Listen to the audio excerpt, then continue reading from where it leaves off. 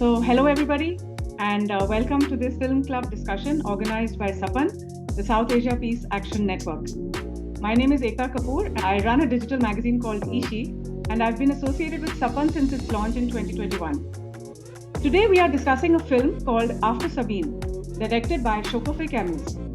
Schokofeh made this 60-minute documentary film about the prominent peace activist and social entrepreneur Sabeen Mahmud, who was shot dead in Karachi 10 years ago.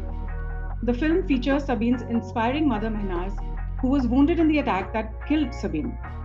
This moving and artistic film also draws on the memories and grief of Sabeen's friends and their ongoing efforts to continue her work and legacy. The film was screened this month by Vikalp at Prithvi as part of their monthly online series. Vikalp at Prithvi is a collaboration of Prithvi Theatre in Mumbai and Vikalp Films for Freedom.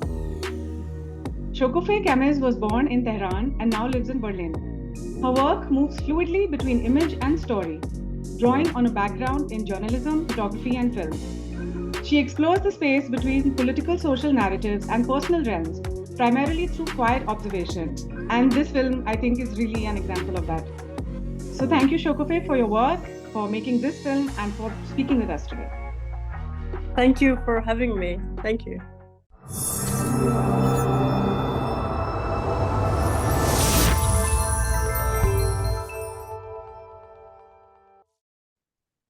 So first of all, I must say, Schokofeh, that the film is beyond moving. I watched most of the film with my eyes full of tears. And though it is set in a particular context and time in Pakistan, I think the message and the emotion behind it is quite universal. So in the beginning of the film, there's this part where you did talk about how you got involved with this project. But can you elaborate on that and tell us how long were you in Karachi, and was that your first time there? Sure. First time, actually, I was in 2012 or 2011 in Pakistan. Okay. I was working with a theater group on the cause of European people who were thinking that, democracy is like a jacket and you can make it for every other country and just go there and put the jacket and they have to fit in this jacket. And I wanted to do something against that, and then let's say that democracy is also not really perfect, and is also, every country has, it's very complex. You cannot put every political experience in a country and the movements in one direction and say that is our vision and you have to go there, because it's not working and it will not work. So, and in this journey, I met Omar Kasmani, a dear friend of mine who is anthropologist, and I had a appointment, like meeting, get together for a coffee, and he just called and saying that I'm really sorry, I cannot come because I just heard a very dear friend of mine got shot or killed in Karachi. And, we went to, as it is in the part of culture that we know, we went to an Arabic shop, we bought food a lot and went to her place. Bani Abidi, another artist, a friend, was also there. And we were just sitting there, and these two person constantly, like 7 hours, were talking about Sabeen. And everyone was like listening and saying nothing, just the conversation between two of them. And and I don't know, I was like, what a pity that I've never met this woman. I fell in love with her without knowing her. So and that's why I thought I have to go there again. And I have to meet her mother, because I heard an interview that was on BBC, radio BBC, with her, and I was like, oh my God. Now I understand everything that these two friends of mine were saying about Sabeen, where it's coming from. So I really wanted to meet her in the first place. Yeah. And I think the movie does make, I think, me and anybody who watches also wish we had known Sabeen. I feel I know her now, after watching the film.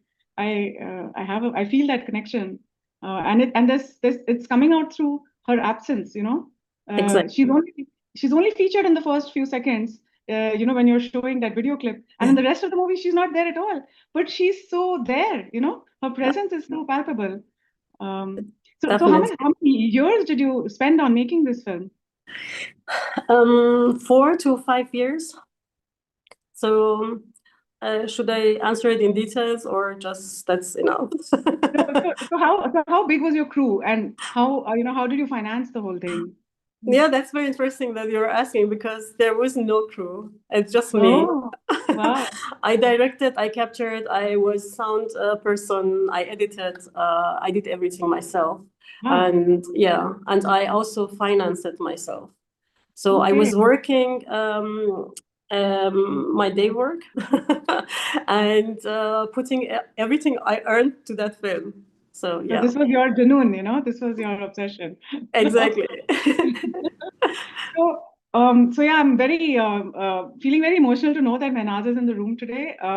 This film was actually shot 17 months after she lost her daughter Sabeen, and Yeah. I'm a mother of two daughters, and every time Mahenaz came on the screen, like my heart would become so full of emotion. I mean, just knowing that she's in the room here is also making me feel, like my heart is beating very fast. But as a mother yourself, you have a young son. What was your experience of interviewing, spending time with, this kind of a strong mother? Like she's grieving, but she's so strong. Yeah, definitely. So that is exactly because I captured later because I went to London to meet Mahenaz, um, like maybe 12 months before, or maybe a little bit more, because when I met Mahenaz, I never told her that actually I'm with child right now.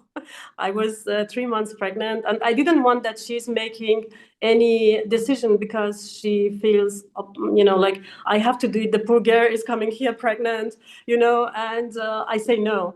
It was not, I said nothing to her. I just told her also, I don't know what I'm going to do.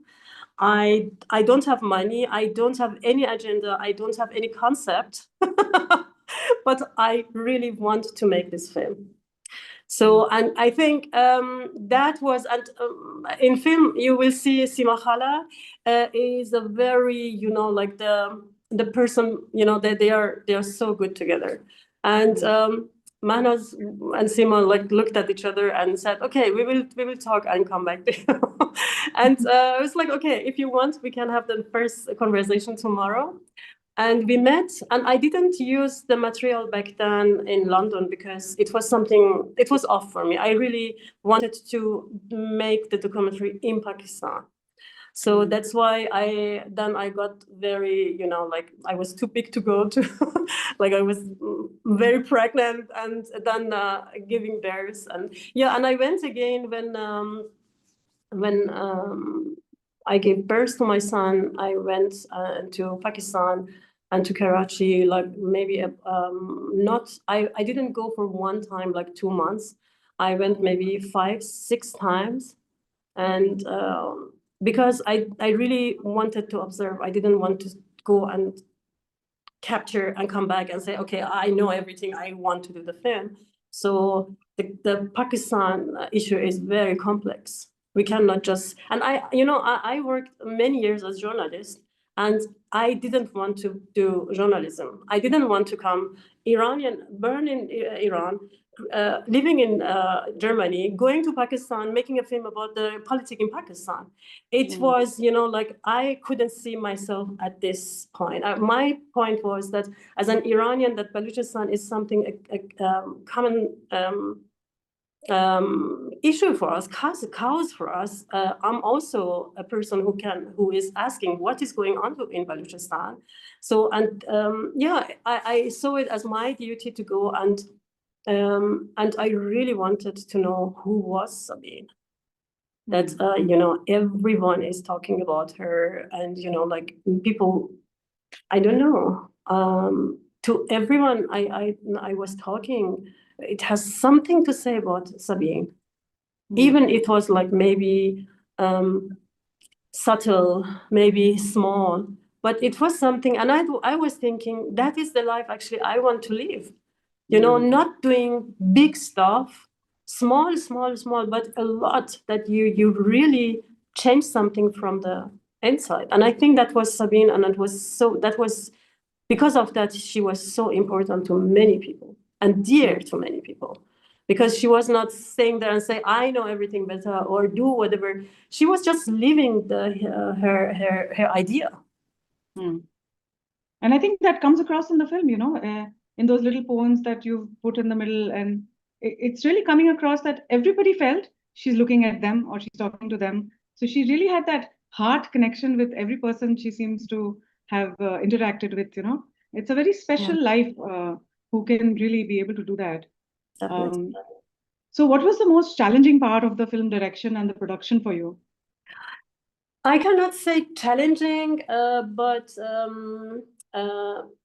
I would love to capture outside of the city, but you know, because of a lot of issues, I couldn't. So that's a lot of interiors scenes, which has also I decided to do just interiors, and the only outside capturing I have with Hanif, and it's okay for me. So, but I would, and then I decided just to sit in the car because Mahenaz told me that Sabeen loved driving herself. And that's why also she was driving at that night, even though the driver was in backseat. So because she would always drive. I was like, okay, maybe sitting in the car, seeing the city from her eye, that would be for me also something that would be very interesting.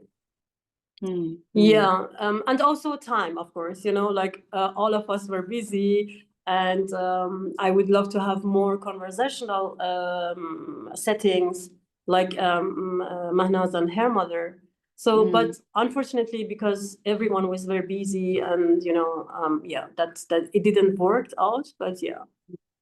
But I think it's still very, very powerful. In fact, even the interior scenes that you've taken, like there's just this shot of a table with, I remember seeing a cockroach repellent, a hit kept, and it's like it literally hits you because it's like this is just a normal home, you know. This is just a, you know, she's so larger than life, but at the end of the day, this is a normal family that has completely been shattered because of this, you know. Definitely. It's very, very moving, yeah. So, did you have to, I mean, did you ever have any moment where you felt any perception of threat or any kind of danger during the shoot? Never, never. It was just one time I wanted to go from Mahnaz to Hanif, and no one was around. And I was like, I really want to go also to the tree again. And I took a rickshaw, and he was like awesome. He was like, you know, the army was stopping us and asking questions, and I was, you know, that was the only moment that I was afraid, but it was not a threat or something, but I felt very afraid.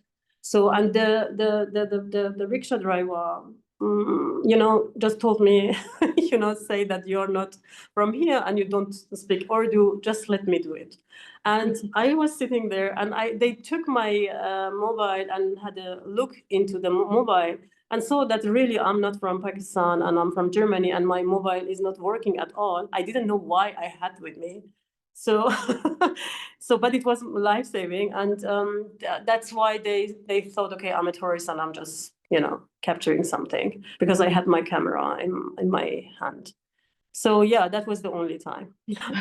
So yeah, this is a very good moment to ask you about the technical details of, you know, the shoot. Like you have your equipment, and you know you have to see the right moment. You know, there's all that craft of filmmaking, the art also behind what you're trying to do. But then the subject is also so emotional. You know, you have Mahenaz, you have her mother, you have Hanif, you have, you know, the other friends. So they're getting emotional, but you're also recording as an artist. You know, so how were you able to balance that? Yeah, it was not easy because you know, we have these hormones when we are fresh mothers, and yeah, it was not. Sometimes it was not easy. For example, once I really crashed behind the camera and I was just crying, but unfortunately, during my work as journalist, I have seen a lot of very harsh stuff. So, for example, when I went to Libya during the civil war, and so on and so on, and also as an Iranian, you know, you grow up. I was witnessing 8 years of war, and for me, I learned from journalism one thing is because you never go with your film and to or with your whatever you do, you don't go and travel and say, this moment happened because it was that. This moment happened because of... You just sent your work. And this is always in front of my eyes, that is not about me. It's about the person in the front of the camera who trusted me. And I have, I'm very ideological, I'm sorry. So I think that's why also I don't do journalism anymore in Germany, because it's very funny. You come from suppressed countries and you come here and you have to censor yourself. So that's why, for me, journalism is not profession at all in Europe, in white supremacy countries at all anymore. Yeah, but I learned from 10 years of journalism, be patient, be quiet, just listen, and give the platform to people, because if it doesn't, everyone knows that is a very dear cause or very important cause for you. Otherwise, you would not go and have this. So, and I try to take myself out, but my starting point is always autobiographical. But as soon as I started, there is no traces from me other, you know, like maybe cultural or it's political. But that was you know, Mahenaz is just lovely. Just sit there and just let her talk, and you cannot get bored, never, because you know she's something very special, very special.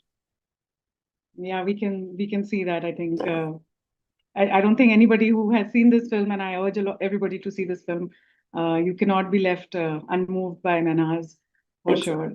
Yeah. So except for the part that you wanted to shoot outdoors, is there anything else that you wish you could have added to the film, or in retrospect, after so many years, is there something you want to change about it?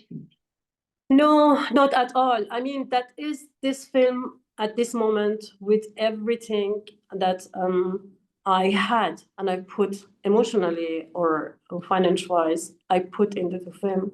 So nothing that I could say I want to, because it's, for me, the people inside, you know, Marvi, Mahenaz, Sima Khala, Hanif, everyone is so real, and it's so, you know, it's just as it is. I wish I could have a little bit more support, because I really want to make a follow-up film. So to see how is now the situation. And because, you know, we are human being, and it's a very very interesting to see how much we take it for us, how much it's left with us after 10 years or after 20 years. But the person who is dealing with the cause, it's always fresh for the person. And yeah, and I wanted really to see at the personal level and at this society level and this social place, what has changed, what is new or not new, or I have a lot of questions for now. And I hope that we are going to make it. Yeah, inshallah, you might do something again. Yeah. Okay, so thank you, Schokofeh, for answering the questions. And thank you. All the best for your screening. Bye.